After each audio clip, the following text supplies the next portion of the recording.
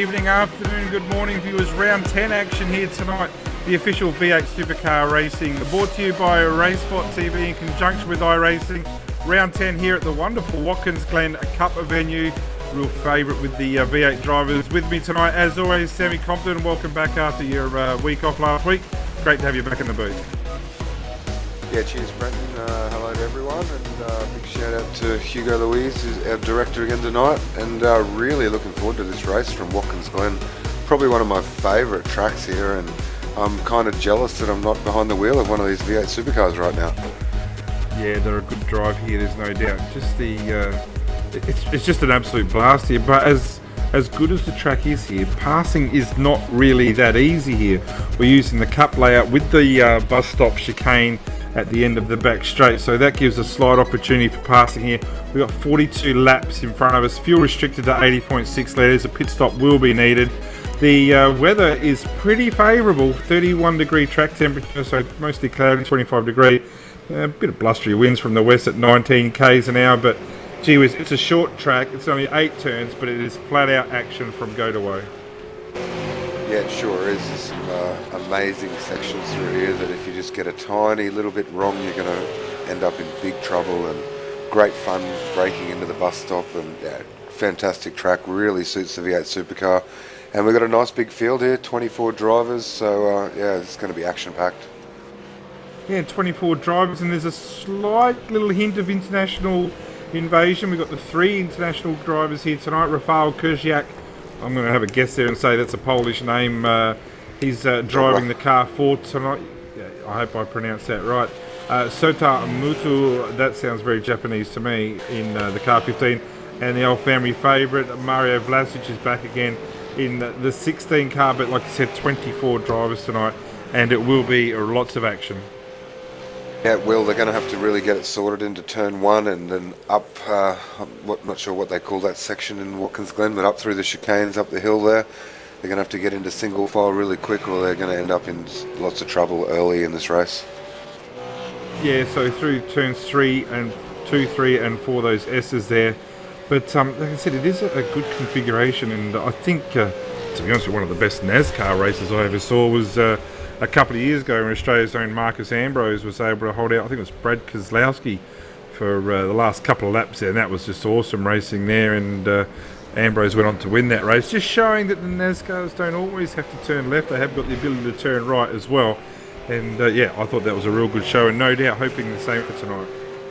Yeah, that was a fantastic race, Brenton. If people weren't a NASCAR fan before they saw that, they were definitely big fans after it. And yeah, big congratulations to Kyle Busch, who won the NASCAR championship last night, and huge comeback from his first race crash this season, and yeah, defied all odds to come back and win the championship. So congrats to him. Probably a bit overdue, some would say, but yep, well done to Kyle Busch and his team. In the meantime here, we've got 3.5 minutes to go of qualifying. Mick Cracknell, Jason Dixon and Ethan Grigalt will lead an SDC 1, 2, 3 at the moment, and that team has been extremely strong here this week. I think there's been quite a few laps, especially Mick Cracknell. He's hit some real good form at this track. Had a win the other day against teammate Bo Cubis, which is no mean feat. So SDC looking strong as James McKnight goes 5th. So there's 1, 2, 3 and 5 for SDC, with the old boy Carroll dropping out in 7th. But Josh Rogers has got his nose in there, as usual, in the car 17 in 4th position. Yeah, well, as an SDC driver myself, over the years we have put a lot of focus on this track. And the boys are pretty good at building setups here and got lots of laps under their belts. So yeah, it should be pretty strong. They have to be careful not to get in each other's way here. But yeah, Mick Cracknell currently sitting on the pole, Jason Dixon P2 and Ethan Grigalt 3rd. So only a good 2.5 minutes. And we're just watching Josh Rogers now, in fact, as he completes this lap, exits the last turn there, 3rd gear, knocking up to 4th. Let's just see what kind of lap time he can produce. I think he might have backed out. Yeah, I think he ducked out of that at 12.7's not really where he wants to be. So gives himself a bit of space here now. And also now he's got Corey Preston in front of him, so he might get the benefit of a bit of a tow here. The key is through that S's there, turns 2, 3 and 4, you don't want to get too close, because you just lose all the front downforce, and the understeer becomes absolutely horrible. You lose all your pace out of all your drive out of the corner. You lose all your momentum down the straight, and you'll actually drop time. So Corey does the right thing there, gets out of the way. Josh Rogers through the bus stop section, now into this long carousel here. Just got to be so patient before getting on the power. Looks like a pretty clean lap so far. So Josh Rogers now 5th position with a 1:09.9 flat. Let's just see if there's going to be an improvement here. We've got 1 minute 10 to go. Yeah, and just while we're watching Josh Rogers come around the final corner here, Marty Carroll snuck up to P4 with a 1:09.8 just in front of Josh Rogers. As Rogers crosses the line now, see what he can do. He has no improvement. No improvement there from Josh. And we look at the STC domination here, 1, 2, 3, 4 and 6, but 6th place James McKnight has an identical time to Josh Rogers, who will hold that 5th position just on the grounds that he put that lap time in first. Ian Ford in the meantime a 1:09.9 as well, so that's 3/10 of a second off Mick Clacknell, who's really shown a clean set of heels here. He does a great job here, Mick, and I'm pretty sure this would almost be his favourite. Well, actually I'm pretty sure it is his favourite track. Yeah, I know for a fact Mick loves this track, and the lap time shows that really. So, Ethan Grigolt's out on a flying lap now, so see if he can improve. James McKnight's actually just pushed up into P4 with a .79, so... Well, there you go. There's the SDC, 1 to 5, so the the domination here is certainly complete at the moment. There's Ethan Grigolt 3rd position at the moment. He wouldn't like to get beaten by his teammates, I wouldn't think, the car number 1. So I'm not sure how this lap's been, and Corey's decided to park it into the fence there on the main straight. A 1:09.899 does not get the job done. And behind him, who's that? Anthony Manzarella, the car 19 in 19th place. Bo Cattell probably on a quick one here. Cracknell didn't improve, but it was still would have been the fastest time, so he's definitely flying. So Bo's also struggled a little bit here, a 9.84. So we're only talking 3/10 of a second off there. No improvement as well. So I think what's happening here as Carroll crosses the line with no improvement. Yeah, I'm pretty sure that these guys, because time gets lower, is that they're trying to stay out for and punch in an extra lap, but the tyres are going off, and I don't reckon they're going to have any improvement at all. Got Mario Vlasic about to cross the line here too, see if he can improve. I think he might have had it off track. It's not going to happen. Yeah, that's not going to happen. So I reckon that's about it. Brenton Hobson, not sure if he got there in time or whether. Yeah, he must. No, I don't think. No. Did he get sorted? I don't think so. I don't think so, but we'll have a look anyway. Still looks like he's trying to get on it a bit. No. That's our grid, mate. So lights out for the grid positions there for qualifying, and tell you what, old boy Marty Carroll's got his team together this week. There's no doubt about that. That's a completely dominant position to be in for all concerned there. And I'll tell you what, if SCC don't win the race here, they've really dropped the ball. I'll let you go through the grid spot, Sammy.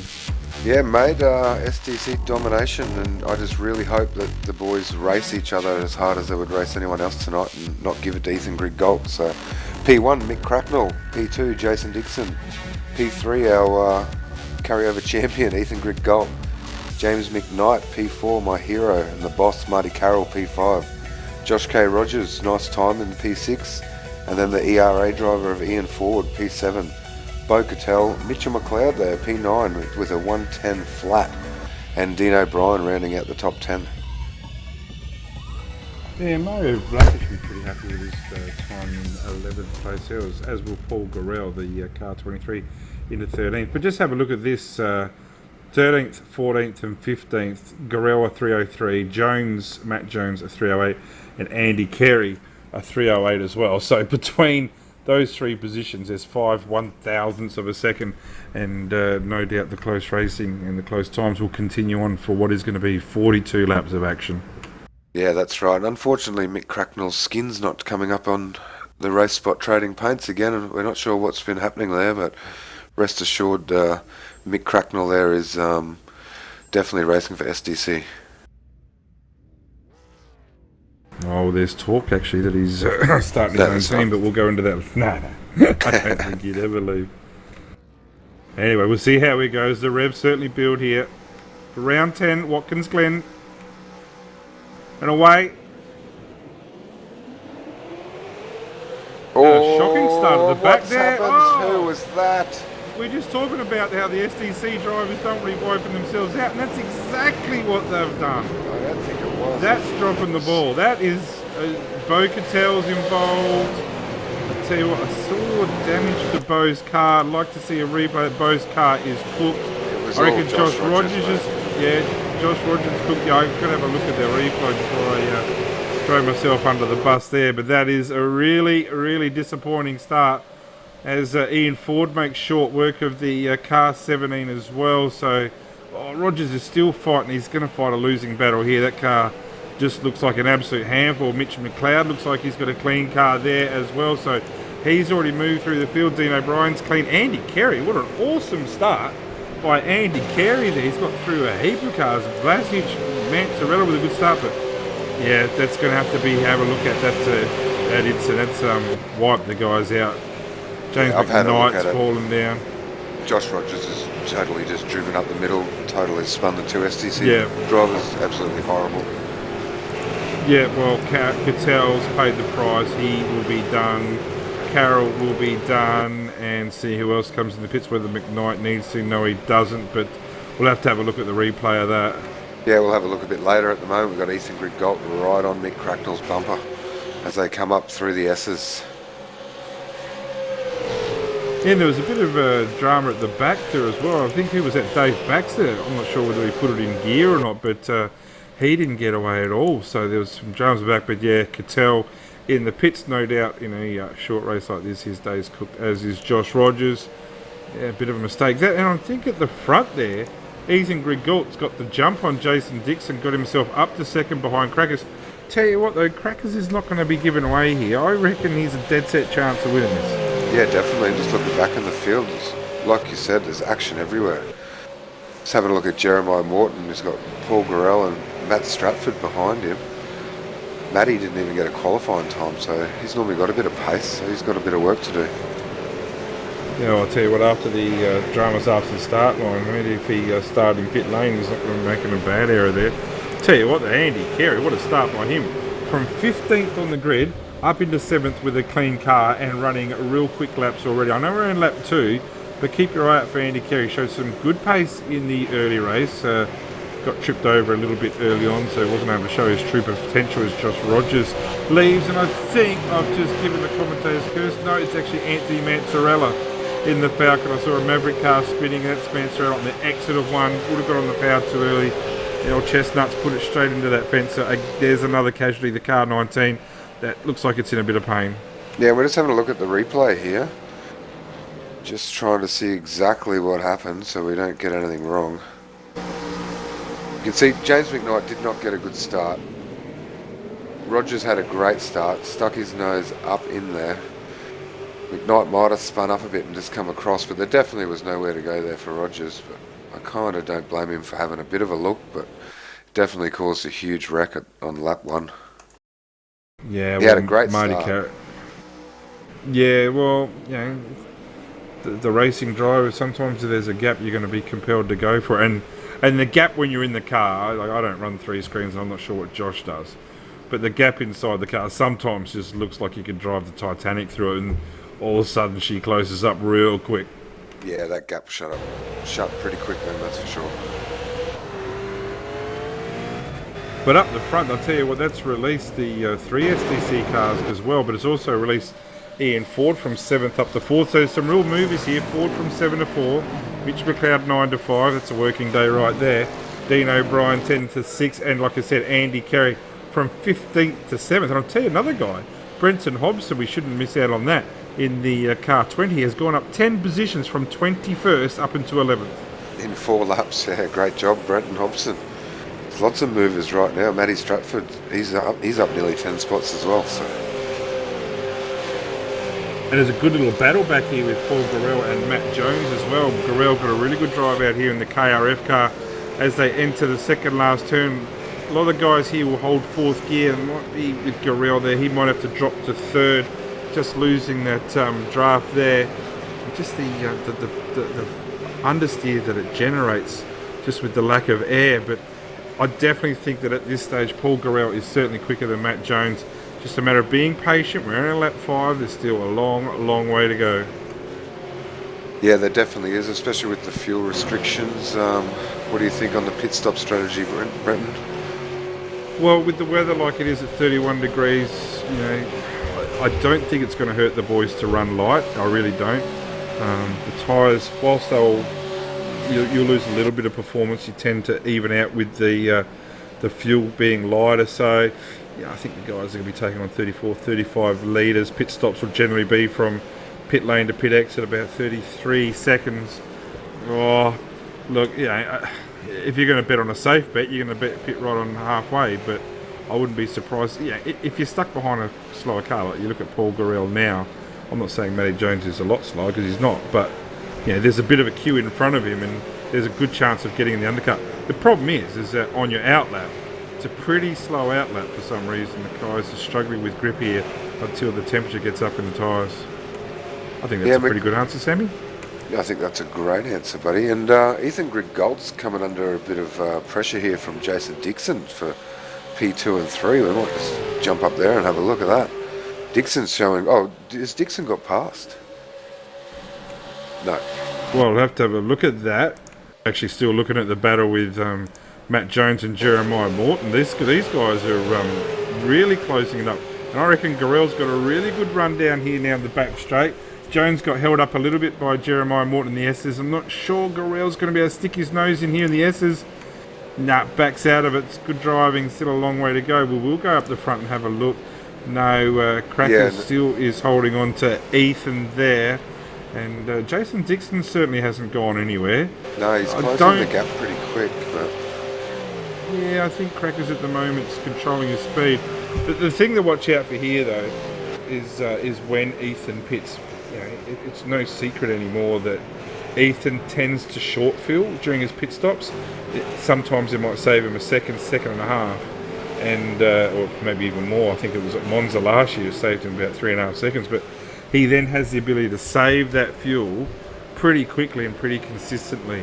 So watch out for that. And I'll tell you what, if I was spotting for Crackers, I'd be certainly saying, mate, just chuck a little bit less in than what you used to and see if you can keep that track position. That's all important here. And we've got a good battle with Andy Carey and Corey Preston. Also, Mario Vlasic is about to tag on the end of that. Just coming up to the bus stop here. Corey's right on his tail. Can he? No, but he's there. He's definitely getting in his mirrors and trying to force the mistake. Corey seems to have a bit of pace. He's always up the inside. Carey's run wide. Yeah, Andy Carey, he doesn't do a lot of laps. He tends to keep his weekends full of going out fishing, shooting, boating, whatever he's doing. So it's good to see him out here on the Monday nights again, but he doesn't look like he's going to be going. It looks like he's got a little bit of damage to that front right, certainly on my screen, so maybe that might have an effect on his handling, don't know. But at the moment, like I said, he's gone up from 15th. Drop that spot now to 8th, a little wheel spin there on exit. Mario Vlasic is now going to have a real good look at him here into turn 1. Got to run. Mario's never shy of having a go, but no, he backed off there, and I think that's the continued improvement right there of Mario Vlasic. Yeah, you got to give credit where credit's due. Oh, this is tight here. Look at tight this is. Corey lost traction there, and Andy's right back on him.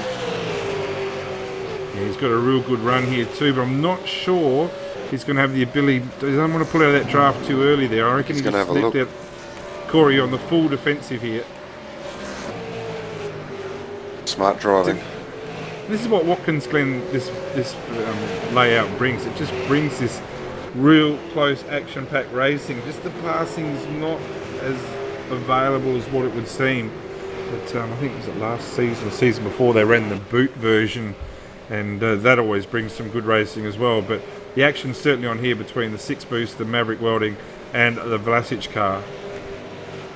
Yeah, Mario seems to have the pace over him right now, and like you said, it's not so easy to get a move on. You need to get a really good run out here of the last corner, which Mario seems to have done. I think he will be close enough to have a look here. You can see him closing up that gap. Andy's not even going to defend it. No, let's just see if Mario can hold on to that. He's Been gone a bit awfully wide, deep. real wide. Oh, they're going to be too wide coming up here through the S's. Yeah. Going to lose a lot of pace here. You would think Kerry would do that job, so yep. But Mario did. I know he went in too deep, but it was still clean. He gave it a go. There's a lot of exit room there. Just wasn't able to hold on to it with the exit speed. And what that's done is also brought Mick Hammond into the picture now. Now we know that Mick's not going to be real shy about having a go himself. He doesn't mind sticking the elbows out. Generally does it pretty cleanly, but generally is a pretty aggressive driver. So let's just see what Mick can bring to the table. Yeah, we got another great battle just a bit further back with Brenton Hobson, Matty Jones, and is it Gorell? Yeah, Paul Gorell, the lead driver of KRF, he's done a pretty good job too. And poor old Paul, he 2-6. But poor old Paul, a couple of weeks ago, was it last week actually? The Phillip Island 500, the Scops race. Got taken out really early by a mistake by Matty Morris. Nothing intentional, and that ended his day on lap 1. So it's good to see Paul getting some laps in again. Yeah, it certainly is. There's action everywhere here. I'm just trying to find. I think we're back with Andy Carey and Mario Vlasic.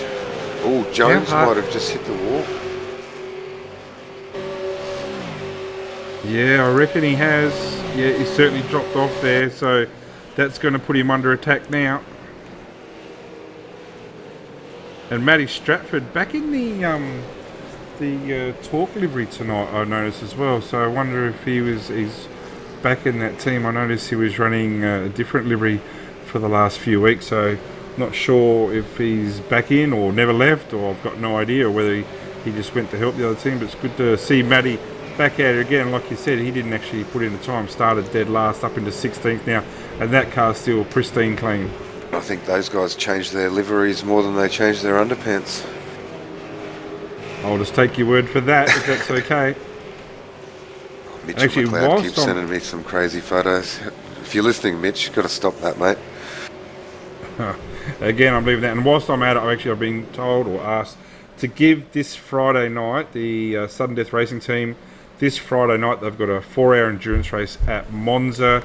The race will start at 8:30, practice at 6:30, and qualies at 7:30. You must be a league member to join the Sudden Death Racing League. I'll tell you what, it's a good league, that, and it's starting to build a bit of momentum as well. There's more and more cars showing up for that. So yeah, the Sudden Death Racing League on Friday night at Monza should be an absolute cracker. Yeah, we got Paul Gorell here and Brenton Hobson going at it too. Back here for P13 and 12 and 13, I believe. You'd normally put Paul down as a one-lap specialist. You normally boxes above his weight in qualifying and then tends to drop off, but it doesn't look like he's doing that this week. 13th position so far for the KRF car. That's exactly where he started as well. But he's got a good run, yeah. Yeah, he has got a good run. Brenton Hobson's had some dramas this week with tag of walls here and out. I think he's had a couple of good results, but I think overall he'd probably be a bit disappointed with how he's gone this week, but can certainly make up for it tonight in the main strength of field race.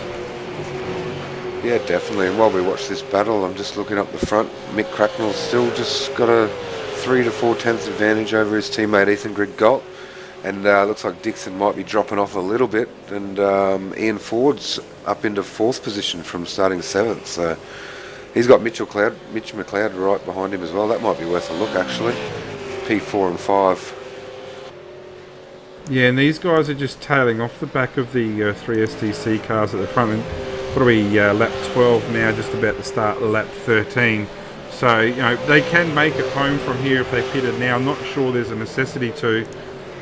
And side-by-side action here, back to Paul Gorell. There's so much happening. Our director's jumping us all around the place at the moment, but I reckon this is where the race at. Yeah, we've got Salhani's also made a improvement in. Jones has gone really skittish there on the exit, lost all that traction. I'll tell you what, that's going to put him under attack by Matty Stratford, but really, this is some really good racing. Hasn't been a drama between these yet, and we've lost James McKnight after that first lap incident. How good does the front of Paul Gorell's car look? That is awesome. One of the best liveries on the track right now, if you ask me. Okay, well, I'm going to ask you, what's the best livery on the track? Don't worry about it, you've Paul already Gorell, answered it. mate. Well, tell you what, he's got one of the best cars on the track here right now because he's definitely in a good position to make an attack here. Hobson really late. But let's watch the exit speed now of Gorell. I tell you what, Brenton Hobson's done a really good job to hang on to that. And dramas between Jeremiah and Mick Hammond. We said that they don't mind sticking their elbows out, and both cars now looking like they're carrying a bit of damage. Also, I'm thinking that Ian Ford's come into the pits. We got a battle for the lead, I think, mate. Oh, they're going for it. Yeah, I'm not sure. I don't think Ethan's in a position where he can do much about it, to be honest with you. He's certainly getting closer. And what's happening here is they've brought Jason Dixon up with him as well. Yeah, well, so there was some side-by-side action into turn one, but I'm pretty sure that Crackers held the high ground there. Yeah, Ethan got a bit loose. Ethan actually got right up the inside of him, and Ethan got a bit loose, and Crackers kept driving him back around the outside and held the lead. Well, it's good to see that the STC boys are here to race, and not just, I think it was a few weeks ago, it was very much a red carpet affair, and there wasn't a lot of fighting for Ethan there, but certainly tonight Crackers has got his mojo back and he's getting stuck into his work. Yeah, I'd be disappointed to see them not going for it, to be honest with you. Especially with so many of the drivers up there in the top five were at the start anyway. So, as we got Ian Ford in the pit. Yeah, he should have been exiting the pits by now. Tell you what... Jonathan Salini. Look at this battle is going. This is right behind the Paul Gorell and Brenton Hobson battle. So, this is a four-way battle. Well, the interest here is also that's an exciting battle, no doubt, but Ford has done this early pit stop. He loves doing early pit stops, despite what his race manager keeps telling him, but that's another matter. But let's see how he's going. He's got a belly full of fuel now, 34 extra litres, but he's also got a clear track in front of him with not a lot of fight to happen, so let's just see what he can bring to the table here and make any ground. I think originally he was about 4.5, 5 seconds off. Not sure the leading STC cars are going to need to react to that just yet.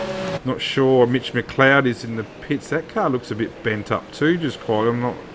I did hear Mitch apologise before, and the only car around him was Ian Ford, so whether there was a drama there, not sure. But gee whiz, Mitch looks like he's in the pits for a long time here. Yeah, that'll be a shame if he's carrying some damage. He's got a bit of left front damage. Yeah. Definitely wasn't there when we were having a look before. Yeah, this is certainly not a scheduled stop. I don't even know if he's in the car, to be honest with you. So you would think that Mitch McLeod's day is over for the car 11, which is unfortunate because certainly putting in a strong performance tonight. But it looks like it's all come unstuck for him at the end there. Jason Dixon has closed up.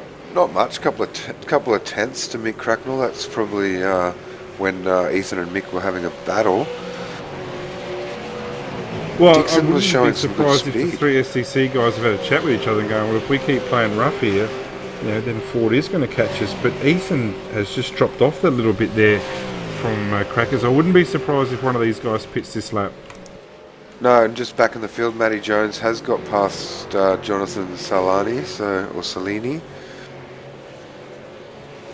Tell you what, this is a team on the up and up is the HTR as well. I think Jeff Gauchi, correct me if I'm wrong, runs that team there. I hope I'm not wrong, but it's a team that is on the up and up, and you see more and more strong performances by them, which is fantastic to see. So good job to the HTR guys. I know they did a strong job last week at the Interlagos SDRT 4-hour, coming in second there, and they had 3, maybe 4 entries in that race. So after a long 4-hour race, it was good to see that I think all their cars still made it to the finish line, and good little livery there as well. Yeah, definitely, really good to see that.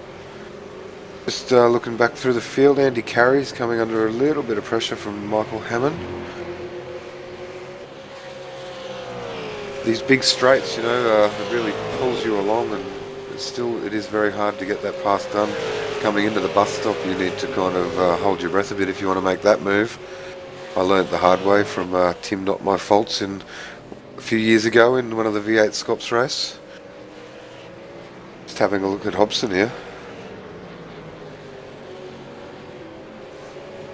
Yeah, well, he's got plenty of attack here from behind him from Paul Garrel. And again, if you were spotting for Paul Garrel, you'd be saying, unless you can get the move done this lap, maybe next lap, it's time to think about pitting. And it's the same with the cars behind. Matty Stratford's probably in a great position to come in early with Mitch McLeod's obviously dropped out, it would appear, from damage from a few laps ago. So it's a shame to...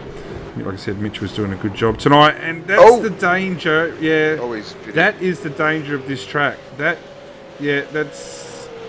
honestly think that.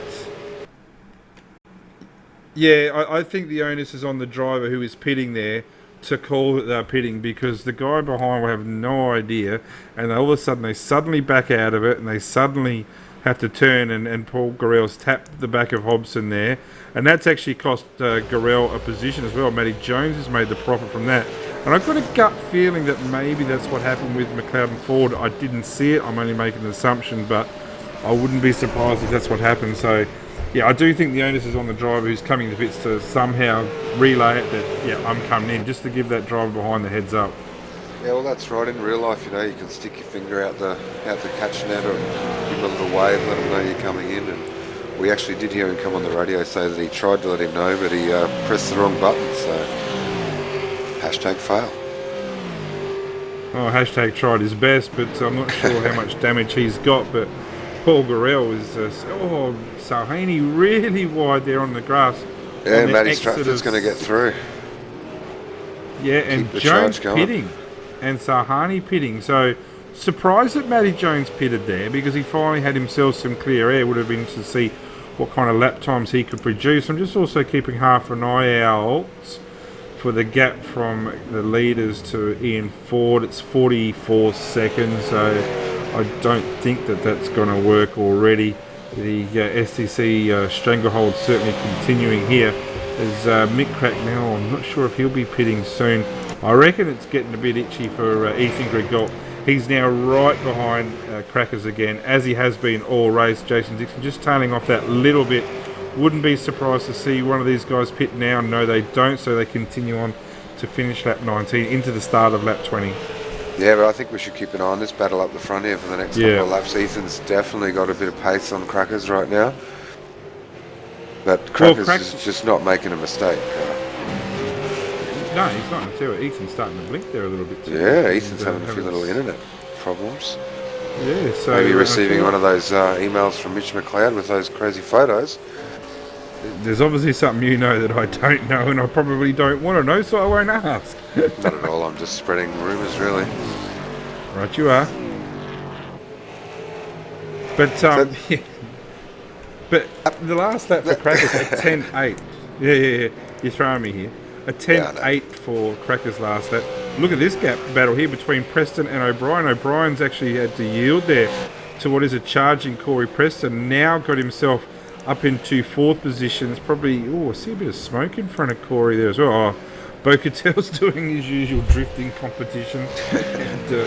And to be honest with you, for Bo, I don't think there's anyone better in the drifting in the V8s than Bo-Catel, but I think he probably practices it more than anyone as well. So, smile, Bo, you're on TV, mate. in the upcoming new build that's coming out at the end of the season, they have said that there's going to be an update to the smoke package. So, I think that Bo-Catel will definitely be looking forward to that. Well, to quote iRacing, it's smokes never look so good. So. Oh really? Well, there you go. I haven't scored that one, but you wouldn't want to be the car behind Bo-Catel, would you? It'd be like a smoke screen going up. Really good run here in the meantime by Ethan Grigol. Yeah, back up Crackers the front. is for the first time gone full defensive here, able to hold this through the bus stop. I reckon this is the lap that Ethan pits right now. Yep, I think he should just bite the bullet right now. Lap 21 coming to 22. And I tell you what, if you're Crackers, you probably need your premonition boots on here and do exactly the same thing. I reckon this is the lap. We just had Dixon pit last lap, so now they're going to get a little bit itchy. They want to be making sure that Dixon doesn't grab them in the undercut. So right now, I'm thinking Ethan Grigol will pit, and if Crackers is smart, he'll come in too. He's holding low. He's coming in. There they go. No. Called it. Yes. Called it. Ooh, Called it. they've come in hot. Whoa! Ethan's come in really hot. I hope he tell got you it what, pulled though, up. Yeah, I reckon he did because he used the back of Cracker's car. I'm sure he got it pulled up. Oh, I was on a different That was view there. Let's just see. Oh, But I'll tell you what, he that's just probably why, nicked right him. there, Ethan Grigalt makes up so much time in the pits. And his Could stop be. there, yeah, I reckon he'll get out in front. He stopped quicker than Ethan, than Crackers. Crackers looked Mick. like he Mick, like he rolled into his pit bay. Ethan was very aggressive. I'm thinking as soon as I see Crackers away first, He's gone, yeah. I reckon Crackers is short field there, or he's had the ability to save a bit of fuel. But that really lights up the race because I would have thought Ethan would have come out in front of him there, but certainly hasn't. Unless, I wouldn't think Ethan would have got any penalty there because it would have been too short. No, it would have been longer. Yeah, definitely would have been longer. So it all holds station there in the meantime. First through to fourth. Ian Ford has certainly, unless he made any ground there, I'm not thinking so. Jason Dixon probably did make ground on Ethan Grigor. Yeah, So I'm actually definitely. surprised that Ethan did that. And I wouldn't be surprised at all if maybe Crackers is, they might have both short field, but Crackers might have taken a bit more out. Who knows? At the end they might be just running on the smell of an oily rag. But great to see Crackers stretching his legs. He had some lap traffic coming up with Baxter and Stratford. Actually, they're not lapped. They haven't pitted yet, so there's not going to be any flags waving around. So these guys don't need to give way. They were 6th and 7th. That will obviously change, and they go around on another lap. These guys will be just a little bit off the pace, but like I said, the advantage that Crackers has got in front of him, that's going to disappear real quick if these guys don't let him through, and they don't have to let him through. No, not at all. Bax is racing for position right now, so why give up the spot?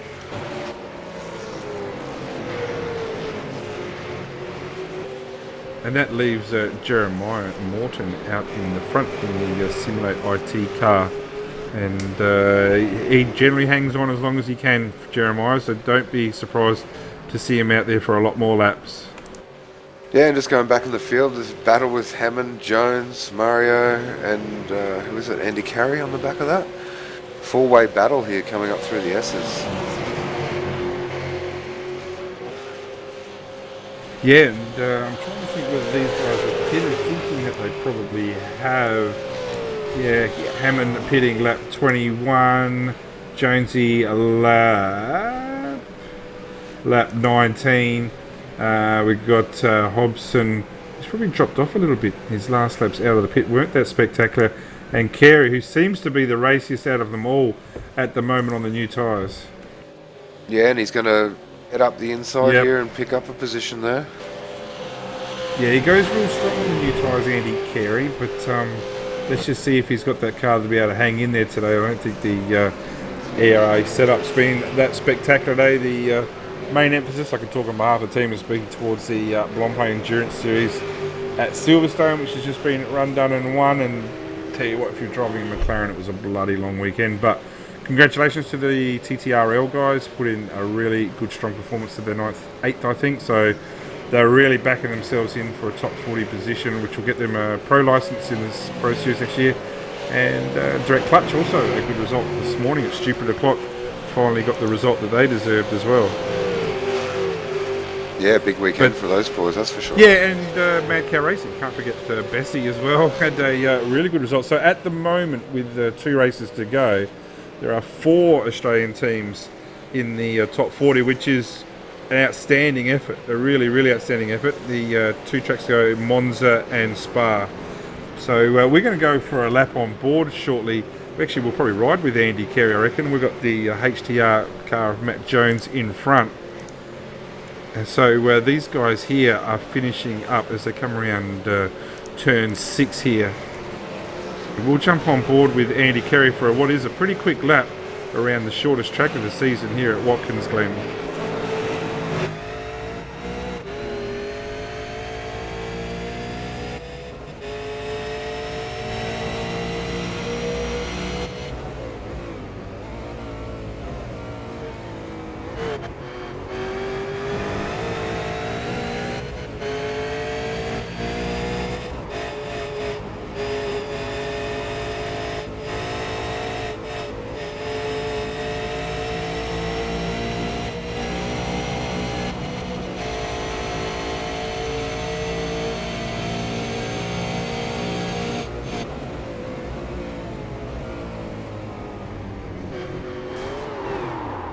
No, no, no.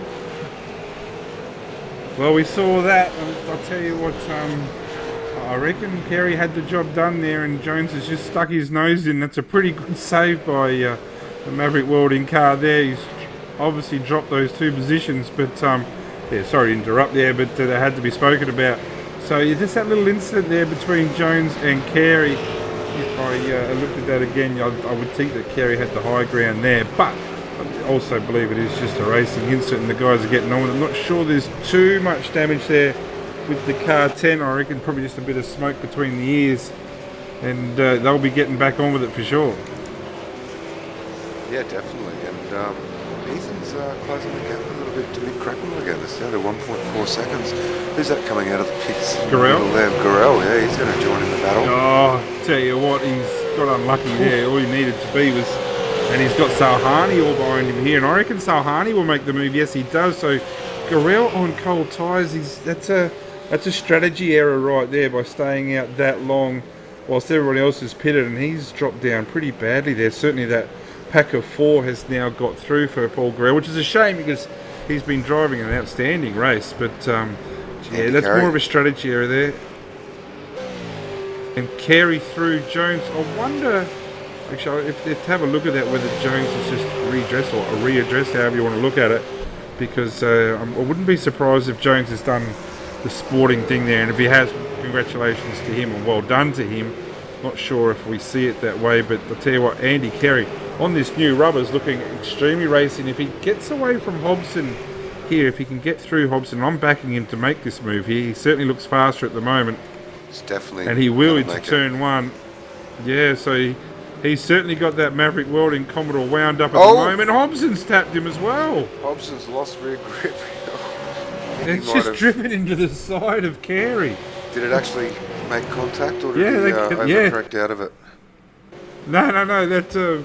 That car 10 of Andy Carey's is getting thinner and thinner by the lap and shorter. And I'll tell you what, it's going to eventually have to hurt a little bit in his straight line speed, and I think he's suffering now, but yeah, Hobson's got himself back into it, but that car number 10 ERA car has been bashed and bruised tonight. And this is a guy who started in 15th place up into 11th now. Probably that'll be 10th now, sorry. But let's just see if he can make any ground now that he's got some clean air for the first time in a long time on the car 13, Mick Hammond in the JFF racing in front of him. Tell you what, this is another guy who has done an outstanding job from 18th position on the grid up into 9th. So he's let that one slip through the net. So he's looking extremely fast as well. And that car's pretty clean. I think he got involved in a early incident with Jeremiah Morton, but doesn't look like he's carrying any damage as a result. No, not while you're looking into that. I'm just keeping it on the lap times up front. And Ethan is about 0.2 a lap quicker than Mick Cracknell at the moment. So he's closing that gap. Yeah, catching's one thing's passing's another. We've heard that many, many times from the great Murray Walker, but you know, Ethan spent the first 20-odd laps behind Crackers, and apart from a little look into turn one on about lap 18, hasn't really had any significant looks yet. And you know, it'd be great for Crackers after the shotgun season he had last season, to get the strong result and take out a win here. Yeah, that's right. Once again, Ethan's nearly 0.3 a lap quicker than.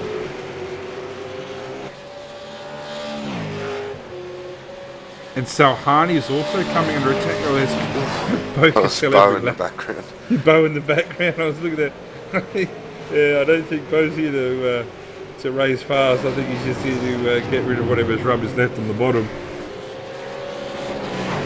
But now that Garrell's got his tyres up to speed, he's got the newest tyres of these guys. Yeah, he's going to make a clean pass here. Yeah, this is a lock here. This is a lock in. He'll make the move here on Salhani. Salhani's done a really good job here. So kept it clean, and good pass. The car 8. Yeah, I haven't seen Jonathan for a while racing, so it's great to see him back in the series and doing a good job tonight. Down into 13th at the moment, but I reckon he'll be pretty happy with that, and that car looks as clean as.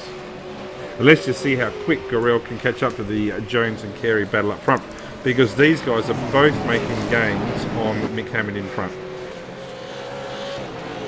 Yeah, and speaking of making gains, Ethan Grigg-Gold has caught right up to the back of Mick Cracknell already here on lap 30, so still got plenty of time to get a move done. Yeah, well, let's just see if Crackers has put enough fuel in. Actually, I know you with your STC tyres, you might actually want to duck off there, Sammy, and get some inside info, because, like I said, generally Ethan short fuels. I'm not sure he didn't short fuel that time either, because his pit stop was still fairly quick. It's just that Crackers was probably a good 1.5 seconds faster. I haven't got those times available to me right now. But, yeah, he's already there with him. I wouldn't be surprised if Crackers is into fuel saving mode. He's going to have to start doing it shortly. Ethan's last lap of 1:09.9. That's a half a second on Crackers. And now that he's in the draft there, like, maybe Ethan's tyres might start burning out a bit more. I've got to say, I was really surprised that Ethan wasn't able to fuel save a lot more by being in the constant draft of Crackers for the first stint. But he's made short work of catching Crackers. A little bit wide there on exit, certainly missed the apex there. But he'll make that ground up, no dramas at all. Meanwhile, in the background, Jason Dixon's running a pretty lonely race, with Ian Ford running an even lonelier race back there. And hats off also to Corey Preston, now running a super consistent 5th place. And Dean O'Brien, haven't actually spoken much of him in the OPR car there in 6th place. So he's doing a great job too in that Falcon. Yeah, and I'm just going to call it out here. Marlon McMullen has offered a free beer for Crackers if he wins this, so have to hold Marlon to that one. So come on, Crackers. Yeah, well, hang on, put it on the table. What type of beer is it first? Because I reckon Crackers will be pretty fussy. I reckon it'd be pretty fussy. What are you offering us? What are you offering in there, Marlon? I think you're clicking your pen pretty aggressively there, Sammy. I think I am too, man. Just throw that in the Unless you're doing some Morse code to Marlon saying Corona, Corona, Corona.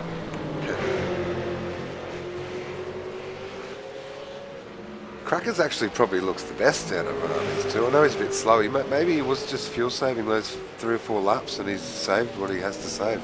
I'm not going to go over and bother him because I don't want to be that guy. But what do you mean, you already are that guy? It seems like, Mick's run wide. Well, see, these run wide. The door's open, but look at the drive out. They will go 2 by 2 here. That job is going to hold on here. Be tight. You'd back Crackers here. You'd back Crackers every day of the week. Great stuff. There was no way Mick Cracknell was going to ever lift there. Ever. But he's under attack here. He's got to defend. It's not hard to defend here if you can hold that inside line. And he's done that pretty easy. Now settle the car down. Beautiful. And we got word it's a Corona. It is a Corona. Corona. Well done to Marlon. Call him Corona Crackers. Corona Cracknell.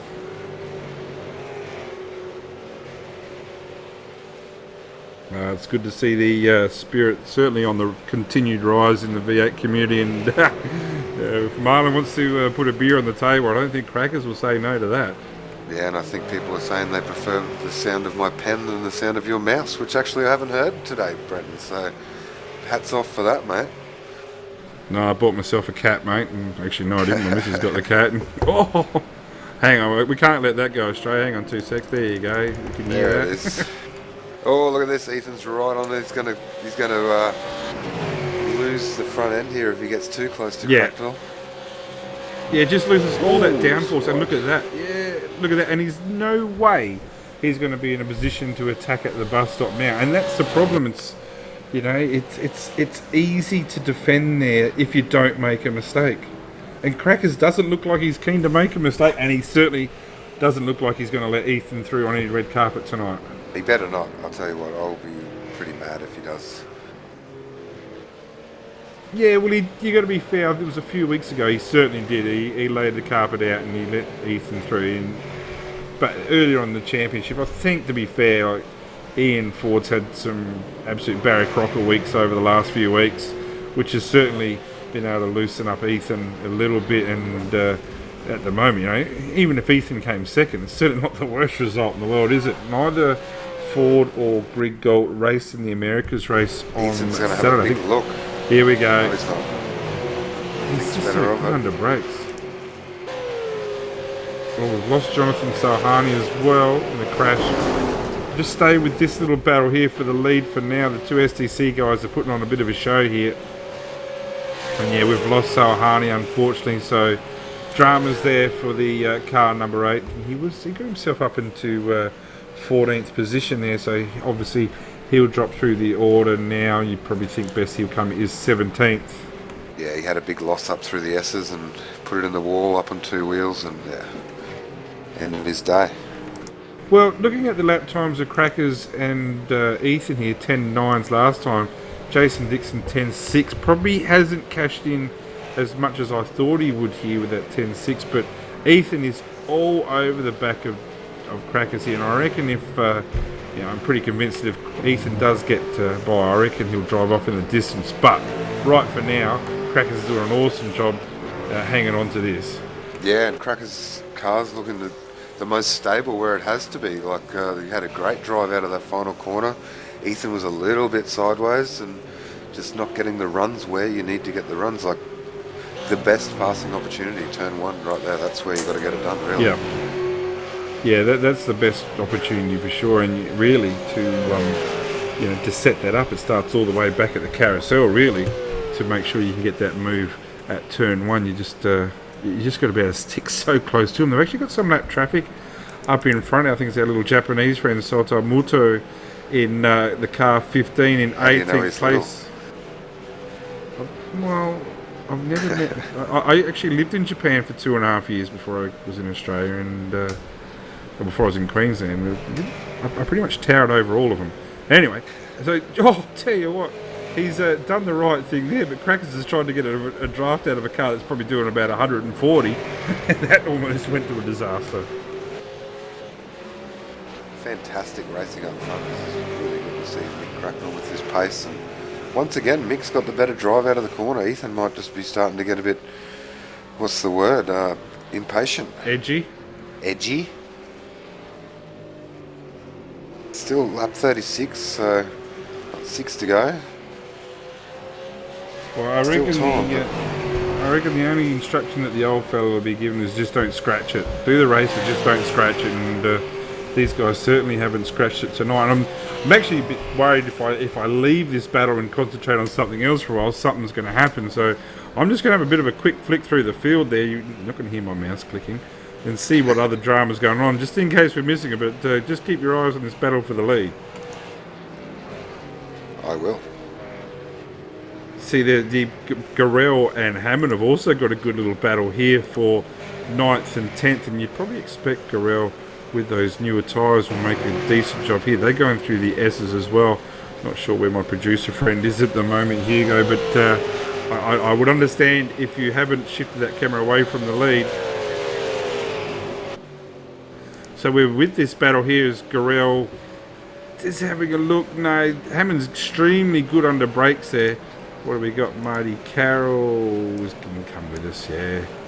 We've got Marty Carroll's come to the commentary booth as well. Marty, mate, welcome to the broadcast, and a bit impromptu. Obviously, no doubt you'd rather be racing. We've got our eyes on the moment on the battle here with Paul Garrell and Mick Hammond. Paul Garrell certainly with the newer tyres, looking a lot quicker, and if I was Mick Hammond, you'd be certainly spending a bit of time looking at that rear vision mirror. Quickly though, Marty, your race didn't get the start that you certainly wanted, and it was all sorts of dramas there. Tell us a bit about it. Oh yeah, unfortunately it looks like Josh Rogers got a good start behind me and James Ignite there, and just sort of James was a bit slow getting over to defend the position there, and just got hooked, and unfortunately hooked my teammate into myself, and unfortunately then the guy hit Bo Gattel, and it was just a bit of a cluster. Yep, from it was there, a shit show, you can tell me. No, but other than that, traditionally we've been pretty strong around here, and definitely Crackers has been putting in a lot of hard work, and finally upgraded to triple screens, and it's definitely showing the results. So. Go Crackers. Okay, so I have noticed that Crackers is going well this week, and I was actually thinking it was because of the track, and obviously the STC boys have got the car wound up with a really good strong setup this week. But 3 screens is, like I said, that's on my Santa's wish list. I'm not sure I've been a good enough boy to deserve it this year. Well, we'll find out in a few weeks, but I just want to have a go at it. Obviously Crackers has pulled the pin and done that, and it's making an immediate difference, and Garrell right now on the main straights making a decent move on Mick Hammond with the new rubber. I reckon this will be fairly comfortable into turn 1. Yeah, well, while you're watching that, I've just got my eye on the battle for the lead. Oh, So no, it's not comfortable. Hammond's actually given him a bit of a tap on the exit. So that hasn't moved, that hasn't changed at all, that position. Really, really surprised that Carell wasn't able to do that. We'll go back up to the lead. Yeah, and Ethan certainly hasn't disappeared. He's not going anywhere. No, we've got about 4 laps to go. Well, we have got 4 laps to go, lap 39 now. There's certainly a 10.3 for Ethan last lap. There's certainly the times now have become irrelevant. They've pulled well away from their teammate in Jason Dixon, but this is going to go all the way to the end, no doubt at all. And the more you see Ethan sitting behind Crackers, the looser that car's looking. And Marty, you can tell us, being the expert here, how much should his tyres be hurting right now?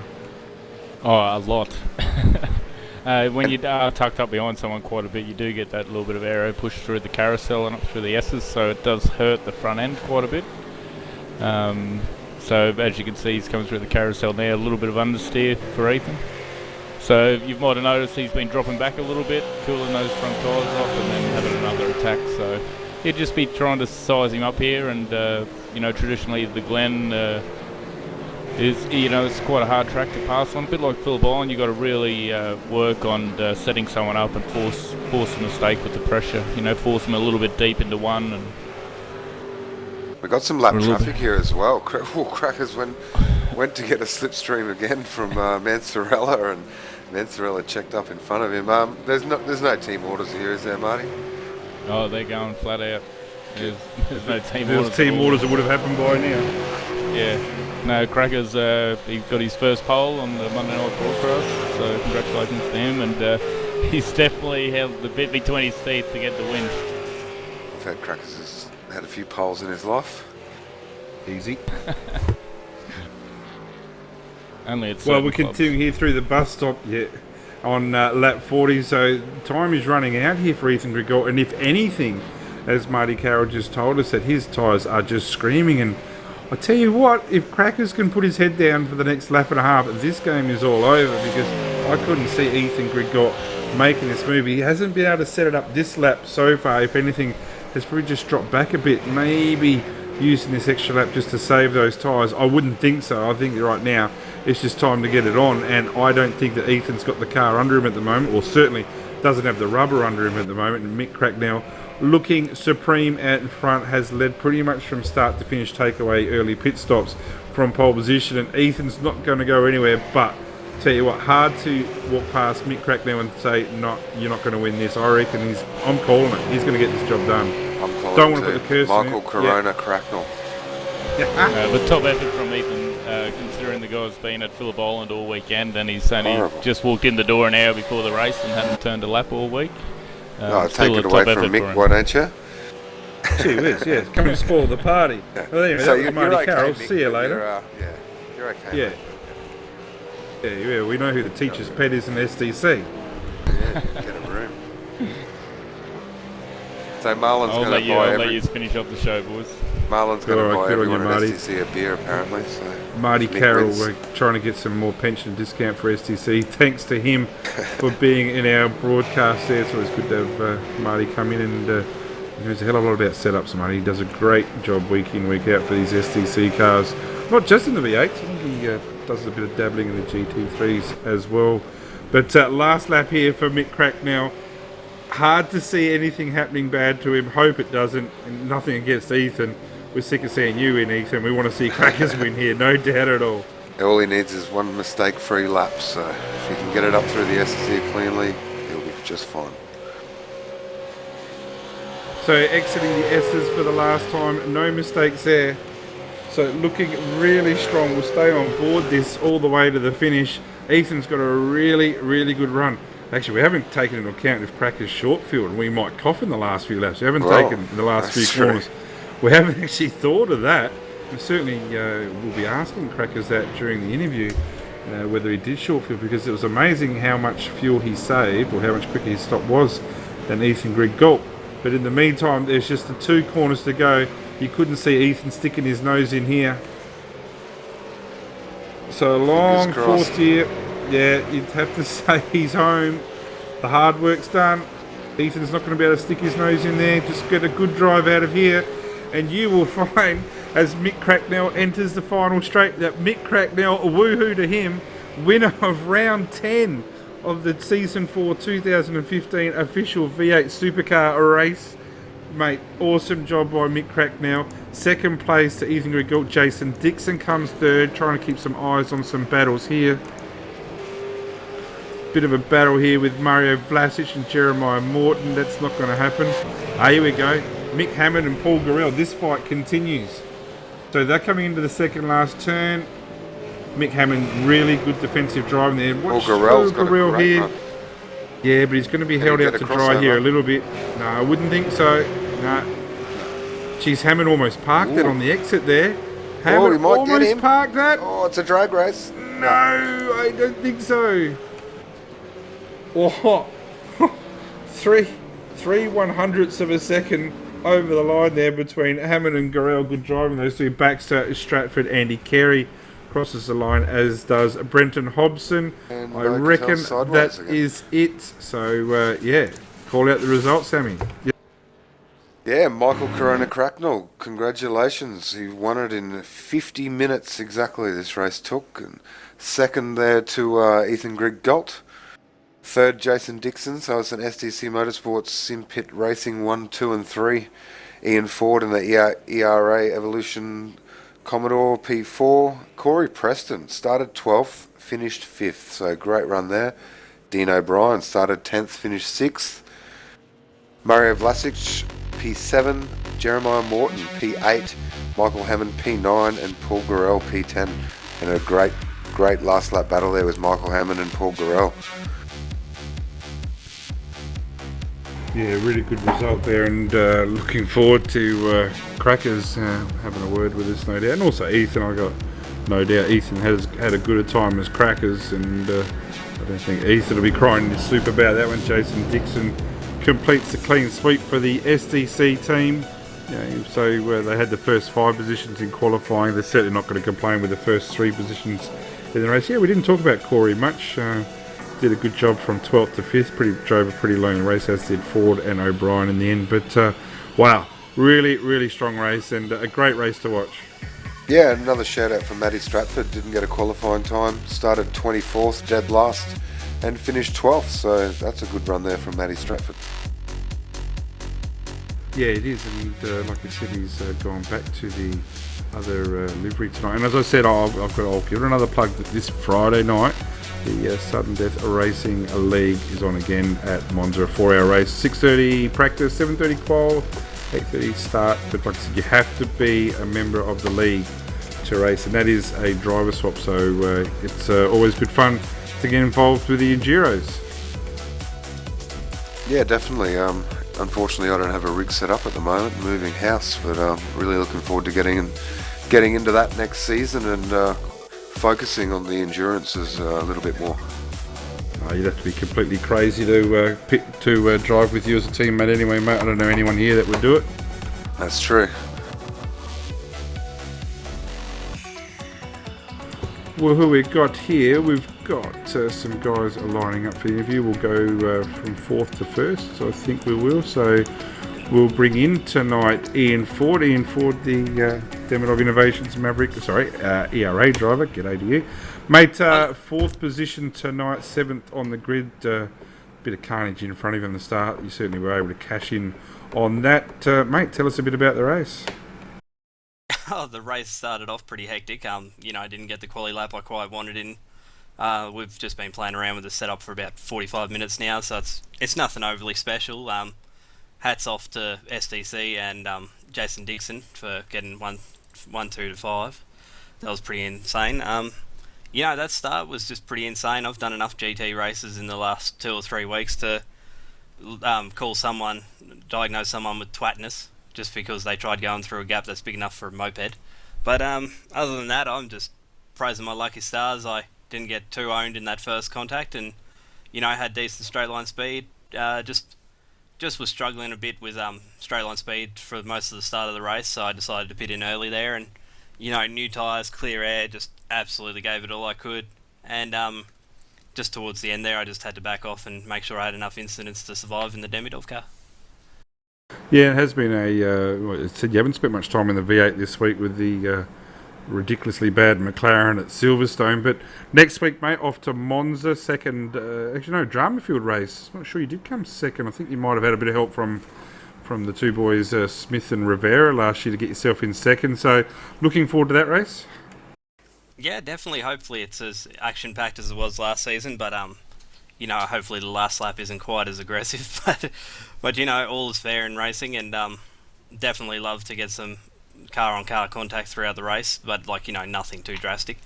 It should be a good race, and I believe on Friday night at about 5:30, 6:30, something like that. Already Australian done it. Daylight Time. Already done it. I know what you're doing. I know what you're doing. Four You're going hour to promote. enduro. It's going to be awesome. Yeah, it will be Hopefully. awesome, and the numbers are progressively getting better there. So it is. It's an awesome series. The SDRT promoted it through the wall this week 40. But mate, yeah, good job tonight. 4th position, mate, and well, it's probably considering the amount of time that you've spent in the car this week. It's probably the best that you probably do. Yeah, it was personally, it was probably one of the best races I've had all season, like other than the fact there was no cars around me. I actually, wasn't struggling on brakes or traction or anything in that race, so it was all just nice and balanced. And, I'd like to thank Marty for helping us out a bit with the setup for Phillip Island, but I wish we got their setup tonight. You can have it now, mate. Ask nicely, I'm sure they'll give it to you now. Ian Ford, good job for tonight in 4th position. We've got my co-commentator from last week, Jason Dixon, decided to put his bum in a seat and race this week. Jason, welcome to round 10 coverage of race spots coverage. There we got 2 coverages in a row of the iRacing V8 Supercar Championship. And mate, 3rd position. I'm not going to say it looked lonely, but you certainly had the best view in the house with the 2 cars in front. Yeah, I kept up with them earlier. Surprisingly, those 2 guys were just in a league of their own this week. Thrilled with second. It's a good way to put on a good show when you've got a nice new sponsor aboard, so that's all good. Okay, so you got a new sponsor on board. Tell us a bit about it. It's a company called Brace Yourself. They make personal safety equipment for race cars. Kind of like a Hans device sort of thing, opposition to them. Okay, so no doubt you'll be sitting in your rig there wearing that and feeling nice and safe. Once it arrives, I sure will. Well, it's good to have Hashtag sponsors like it's good to have sponsors like Brace Yourself on board, and it's congratulations for picking up that sponsorship. That's exactly a lot of V8 teams now are getting more and more involved with that type of thing. But to the race itself, mate, like I said, pretty good start by yourself, sitting there in 3rd, and Monza next week. Tell us a bit about that. Not a fan of Monza. I'm not sure if I'm actually going to race it or not, but due to not being a fan of the track. But tonight's race, I really got to thank Crackers and Marty and all the guys for the setup for it. It was so easy to drive. It wasn't funny. But yeah, next week should be interesting to see how Crackers goes. He certainly had awesome pace tonight. Yeah, he did, and now he's got the 3 screens. We might see the reinvention of Mick Cracknell, who had a great win from pole position tonight too, and I think maybe Ethan had him covered for speed, but the track position all important tonight. Mate, well, good job tonight, 3rd position, and hopefully we might see you next week racing again in the SimSpec Brace Yourself car. Yeah, thank you guys for doing the broadcast. I know how much hard work goes into doing it, so thanks very much for putting it on for the community. And if you got sponsors, Dicko, you can't just not race because you don't like the track, mate. You've got to get out there and represent. You're exactly right, mate. I was going to say something like that. You've got new sponsors. They want to see your name up there in lights every week, no matter what happens. But that's between you, them, and the brick wall. Good luck to that. We would be remiss. We didn't get a chance to talk about him. So we're a little bit out of order here. We've done 4-3, and we'll go to 5. Corey Preston, the 6-boost Falcon tonight. Corey, mate, got no word of lie. You didn't get a lot of airtime tonight, driving a pretty lonely race there, but we'll keep it short for you. Mate, 5th place, good job. Yeah, I managed to avoid all that kerfuffle on the start. Well, not even at turn one at the start straight, and then I think our old mate ran me off the road at turn one. But yeah, we managed to recover from that, and then just set about making places. That'd have to be one of the best cars I've ever driven around Watkins. So it was good, really good through the bus stop, which was great because I could just pull time on people and get past them. So it was all good. So made up 7 spots in that race, so that was pretty good. Yeah, up into fifth place is a great job. And during the week, I saw that the team put a little notice out in the forum in regards to expanding the team from just yourself and Dale. How's that been going so far? It's been a little bit of a ghost town so far, but we'll see what happens over in time, and just a person or two would help us greatly, just to get that extra little bit of setup knowledge and just some ideas, because I think for the last 3 seasons, me and Dale have just been running the same setup, so yeah, you run out of new things to change after a while, but we make do with the best we've got, so we do all right. And quickly, mate, Monza next week. What's the story there? I think last season at that time, I think, now I'm going to stretch the brain here a little bit, 6th position, which was a season best last season for you, so no doubt looking forward to that. Yeah, it was actually 4th, but yeah. Oh, there you go. Monza's pretty good for us, so we'll see what happens next week. And congrats to Dale. I think he won, like, I don't know, like 5th split, whatever it was tonight. Nah, it was 2nd split, I think, and he ended up winning it, so he Oh, well, very good. Way to put your teammate down. no. Well, I've been taking the piss out of him all week because he's got like 2300 I rating now. So I've just been saying, you might win 5th split tonight. So, but yeah, good on him. He needs to get his I rating back up here so he can come up here and play with the big boys, I reckon. Not all of us can be aliens, I Corey. didn't think 2300 was a problem.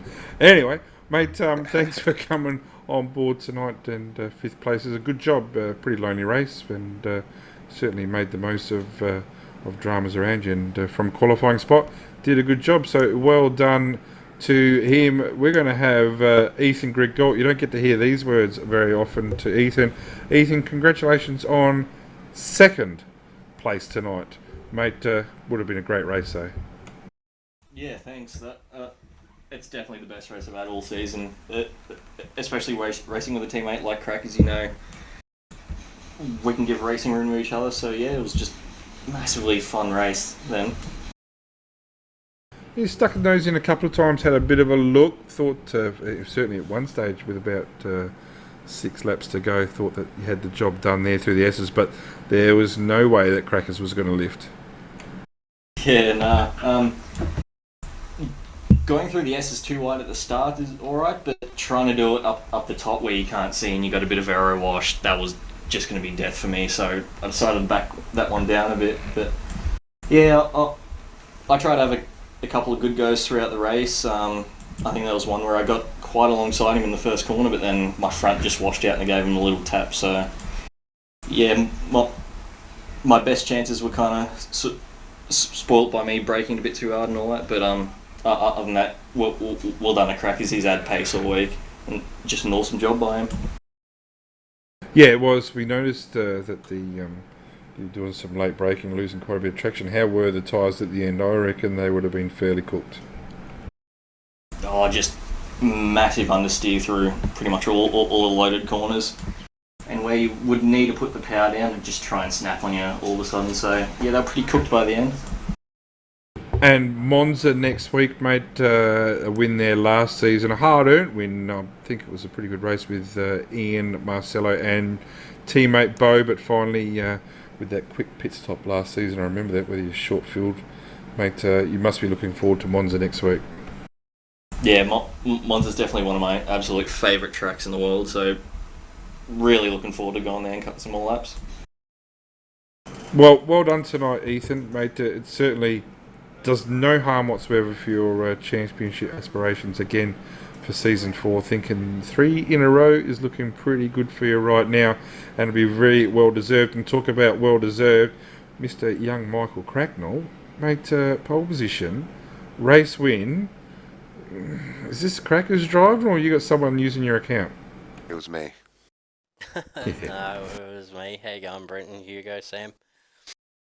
Good, Mate, Michael Corona Cracknell. yeah, super congratulations, mate. Ethan certainly pushed you the whole way, but a race win, mate. Awesome job. Tell us a lot about it. Thanks, Brenton. Yeah, I'm absolutely stoked with that.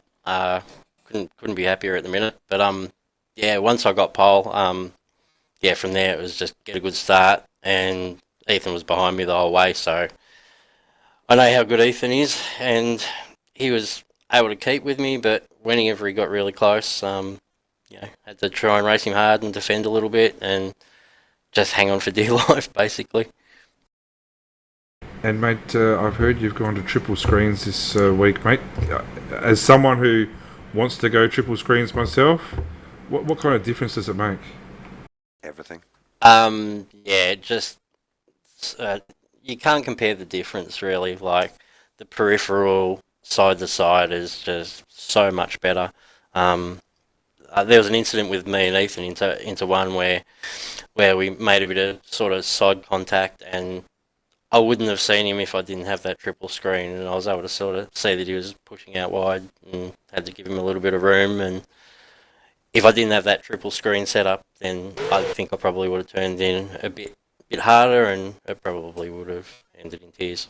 Yeah, it is the best upgrade you'll ever do for your sim racing. I recommend you go to triple screens before you upgrade anything at all. So Yeah, absolutely. Like, even just little things like when talent you're back. putting the brakes on, just that last second when you're stopping, you get that motion feel, and it's just, yeah, you cannot get a better upgrade for sim racing than triple screens. Well, this interview with Sammy Compton's going really well. Sammy, welcome to the broadcast. Oh, sorry for putting in my 2 cents, you numbnut. Yeah, mate, things are winding down, and it's good to see you got an opinion. Sometimes you're even right about it. Mate, mate, after the disaster of last season, Crackers, mate, this season's gone really well for you. I think now even up to third overall. So Monza next week, and I think it's Barber in the last race. So 2 rounds to go. What are your thoughts on those tracks? Yeah, 2 of my worst tracks, so not really looking forward to them that much. But no, I'll see what I can do. Maybe the triple screens will help me a little bit through those tracks. But yeah, just happy with tonight, and big thanks to everyone at SDC, and particularly Bo Cubis for putting a really good baseline set up for us to sort of work on and tweak. And a big thanks to RaceSpot too. It's all good, mate. Crackers and Ethan both here. Boys, congratulations. Strong performance by SDC. 1 to 5 on the grid, 1 to 3 in the race. Doesn't get much more comprehensive than that.